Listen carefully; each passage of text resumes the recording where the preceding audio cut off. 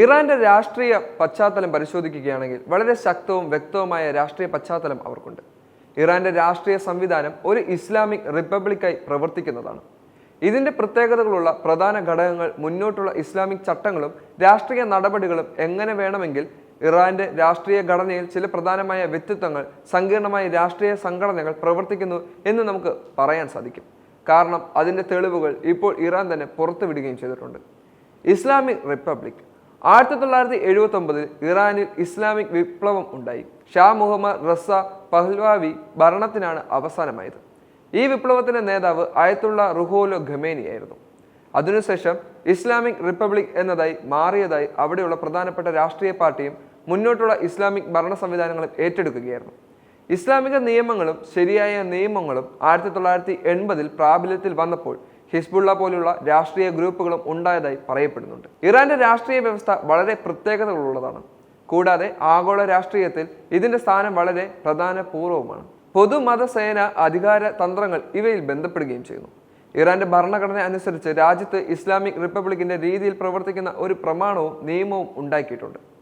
ആധിപത്യം അയത്തുള്ള ഖമേനിക്കാണ്, അതായത് supreme leader Ayatollah ഇറാന്റെ ഏറ്റവും ഉയർന്ന ഭരണാധികാരിയാണ്. അയത്തുള്ള എന്നാണ് അദ്ദേഹം അറിയപ്പെടുന്നത്. സുപ്രീം ലീഡർ എന്നാണ് ഇതിന്റെ അർത്ഥം. 1979 ഇസ്ലാമിക് വിപ്ലവം ജയിക്കുമ്പോൾ ഈ സ്ഥാനം സ്ഥാപിക്കുകയായിരുന്നു. സുപ്രീം ലീഡർ ഉടനടി പൗരന്മാരുടെ രാഷ്ട്രീയവും സൈന്യവും മതവിശ്വാസങ്ങളുടെ മേൽ ചട്ടങ്ങൾ നിർദ്ദേശിക്കുന്നുണ്ട്. സുപ്രീം ലീഡർ നേരിട്ടുള്ള നിയന്ത്രണങ്ങൾ എന്തെല്ലാമാണെന്ന് പരിശോധിച്ചാൽ ഇന്റലിജൻസി, സൈനിക ശക്തി, വിദേശകാര്യം തുടങ്ങിയവയാണ്. മറ്റ് പ്രധാനപ്പെട്ട വിഷയങ്ങളും ഇതിന്റെ സബ് ഡിവിഷനിൽ വരുന്നു. വിദേശ നയ തീരുമാന പ്രക്രിയയുടെ മുകളിൽ supreme national security council SNSC ആണ്.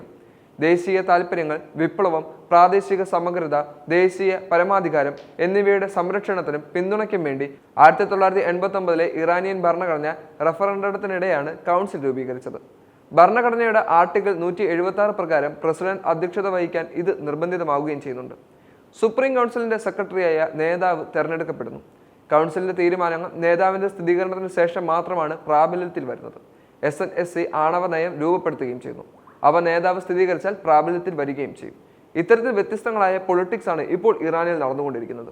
യുദ്ധങ്ങൾ ശക്തമാകുന്ന സാഹചര്യത്തിൽ രാജ്യങ്ങൾ വീണ്ടും യുദ്ധത്തിന് തയ്യാറാകുമ്പോൾ ഇറാനും അതിനുവേണ്ടി ചുക്കാൻ പിടിക്കുന്നുണ്ട്. മാത്രമല്ല, ഈ യുദ്ധം എവിടെ ചെന്ന് അവസാനിക്കുമെന്നുള്ളതിന് ഇപ്പോഴും വ്യക്തമല്ല. രാജ്യങ്ങൾ തമ്മിൽ ഇത്തരത്തിലുള്ള യുദ്ധം ശക്തമാകുന്ന സാഹചര്യമാണ് ഇനിയും വരുന്നതെങ്കിൽ അത് മൂന്നാം ലോക മഹായുദ്ധത്തിലേക്ക് നയിക്കുമെന്നുള്ളത് തീർച്ചയാണ്. ഇറാനിലെ ഇപ്പോഴുള്ള രാഷ്ട്രീയ അവസ്ഥ വളരെ ദുർബലമാകുന്നുണ്ടോ എന്ന ചോദ്യം നിലനിൽക്കുന്നുണ്ട്. അമേരിക്ക ഇറാനെ തകർക്കാൻ വേണ്ടി പരിശ്രമിച്ചുകൊണ്ടിരിക്കുകയാണെന്നാണ് പല ശക്തികളും വിചാരിക്കുന്നത്. എന്നാൽ തിരിച്ചടിക്കാൻ ഇറാൻ അവരുടെ സൈനിക സന്നാഹത്തോട് ഉത്തരവ് നൽകുകയും ചെയ്തു.